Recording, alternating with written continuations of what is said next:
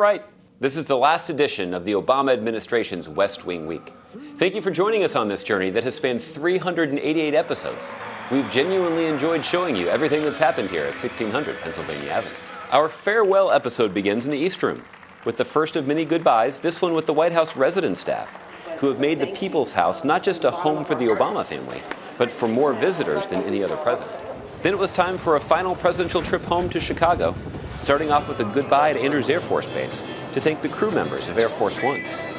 In Chicago, the first stop was an old haunt from the pre-presidential days in Hyde Park, Valois Restaurant, Thank you for your service, where he sat down with an interview with Lester Holt. I really enjoyed the conversation. Then it was on to McCormick Place to address the 18,000 people gathered to hear his farewell address to the nation.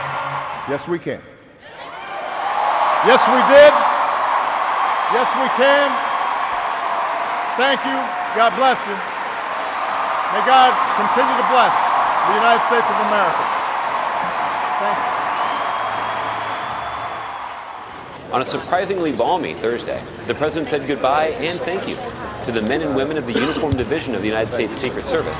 He also said goodbye to the professionals at the newly created U.S. Digital Service, who brought their technical expertise to agencies across the federal government. Later, in the state dining room, staffers and family gathered to honor Vice President Joe Biden. Little did the VP know what the president had in store for him, the highest civilian honor that a president can grant, the Medal of Freedom with distinction.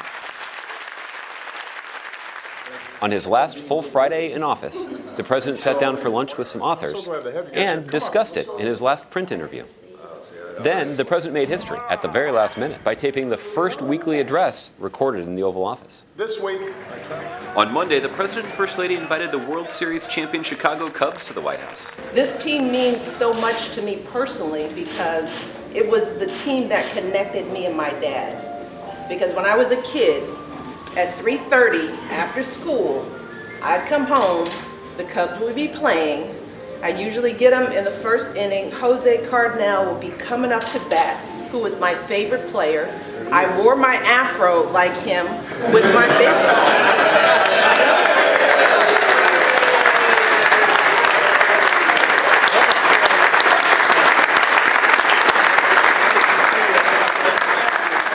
Then it was on to their last service project at the Jobs Have Priority Naylor Road Family Shelter, where they pitched in on painting a mural before visiting the new home for the playground they installed outside the Oval Office 8 years ago. thanks, Barack Obama.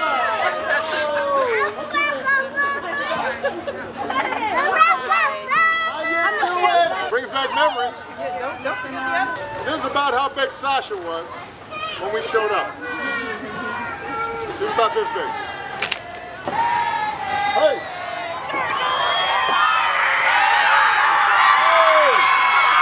On Tuesday, the president continued his so-longs and farewells, first with the White House Medical Unit, then with the staff of the General Services Administration.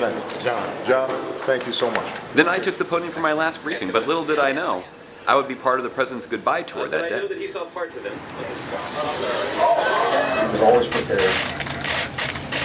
He was always courteous. He always tried to make sure that he could share with you as much of our thinking and our policy and our vision as possible. So, Josh, you're the right place.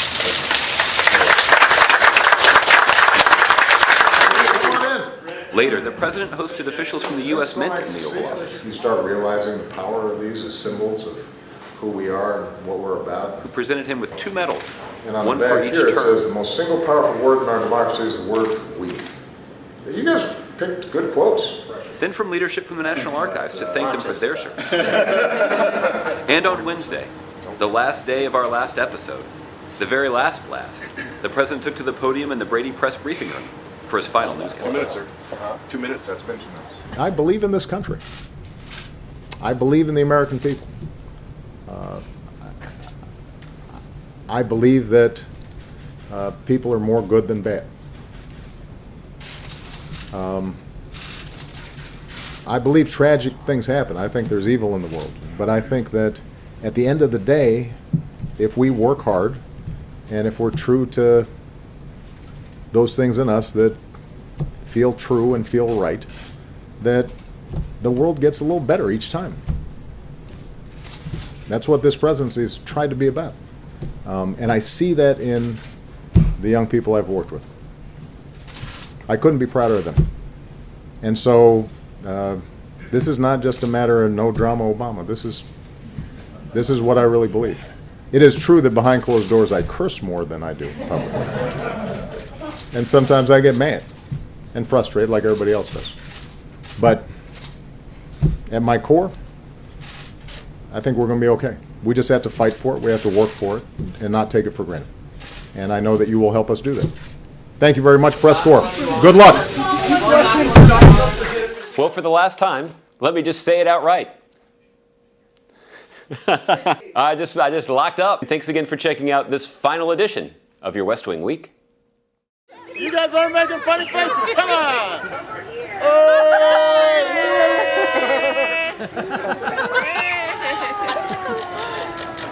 You guys were terrible at making funny faces.